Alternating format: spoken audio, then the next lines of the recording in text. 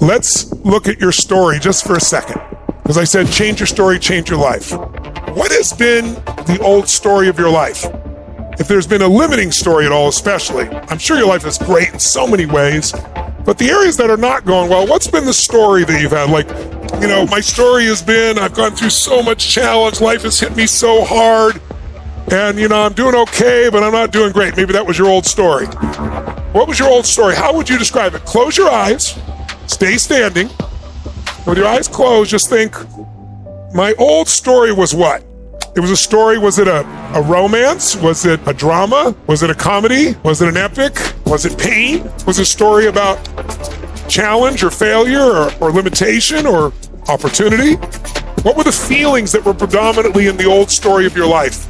Your new story is going to be, life's going to be about what for you going forward? If you get to write, direct, and produce your story, which you do, what's the story going to be about? And what are going to be the primary emotions? Is it gratitude? Is it passion? Is it hunger? Is it drive? Is it persistence?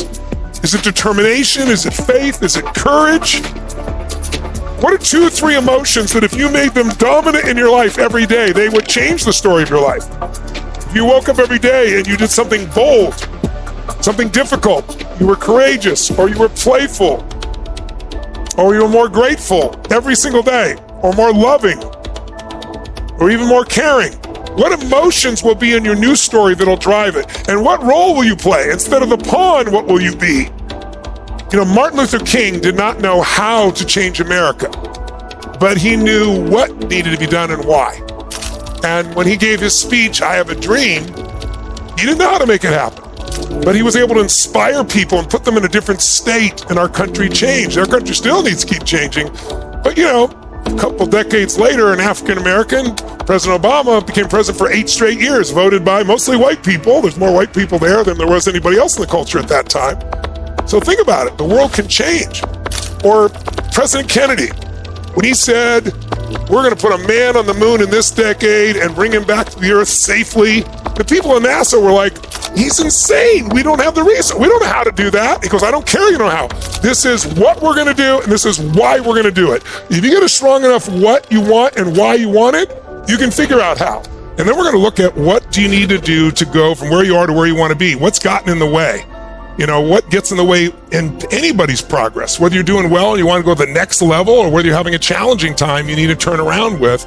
And we're going to walk you through that experience. And then we're going to give you, I like to do things experientially. Because, your mind can convince you of all kinds of things, but we have an experience, So I always tell people, a belief is a poor substitute for an experience. You can believe you know what China is like, but if you've never been there, it's just a belief. You go to China, you have a direct experience. We all know the world is changing.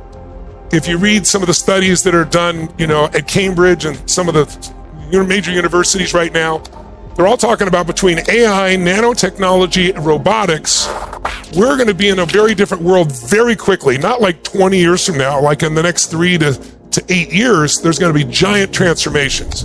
AI being one of the biggest, of course. And about 55% of the current jobs, they say, will go. They're going to disappear because you'll be replaced. Well, I know that concerns people. It should. If you look around at something as simple as, let's say, self-driving cars, they're not really effective yet, but they will be.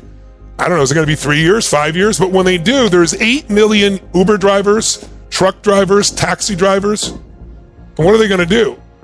150 years ago, 80% of America was farmers. Now it's 3% and we feed the whole world because of technology. But we're going to have to retool ourselves. So how can you step into this future and be confident that you can do well? How can you make sure your kids and grandkids can? You need 3 skills. Please jot them down. They're very simple.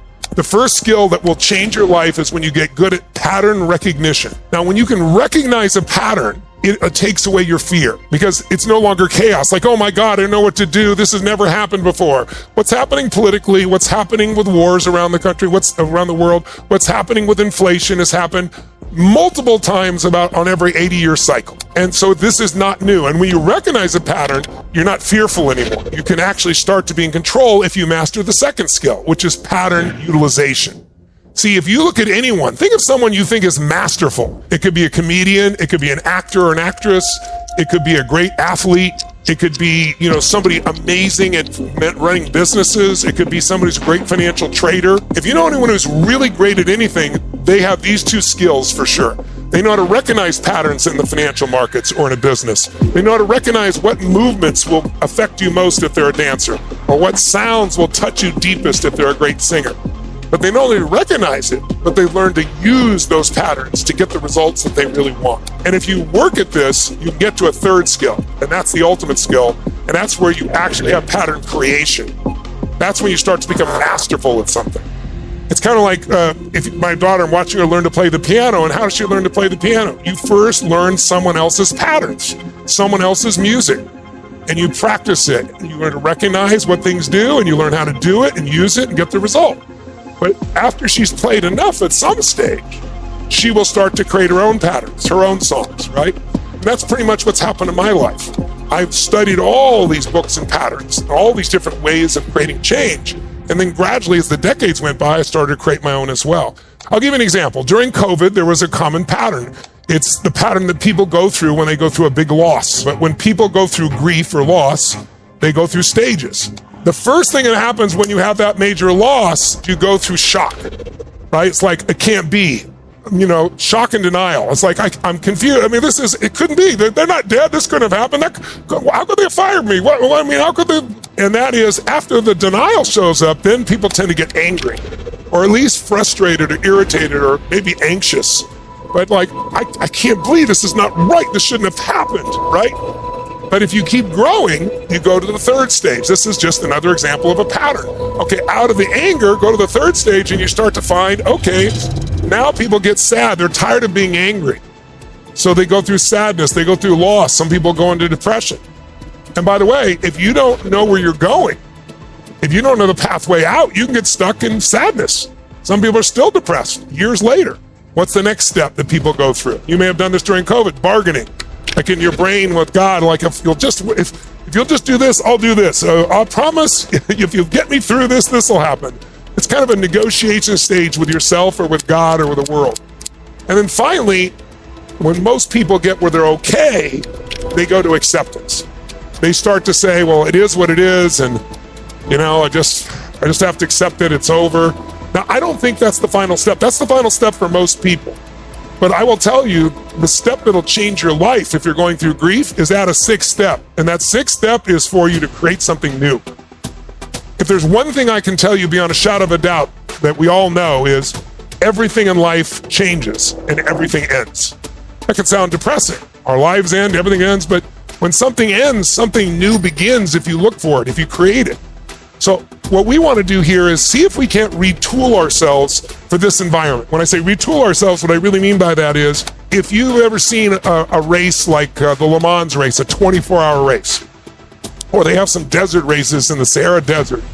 If you have the greatest car in the world, the best car, Mercedes, whatever it is, and you try to do the 24-hour Le Mans or the Baja 1000 or the Dakar 9,300 miles, that's 12 days in the Sahara Desert, 75 people have died. I don't care how great your car is, you've got to retool it for this environment. You're going to have to retool your patterns in your own mind and body so that when things look terrible, you can still move forward, and it's not some BS positive thinking. I don't believe in positive thinking, just so you know.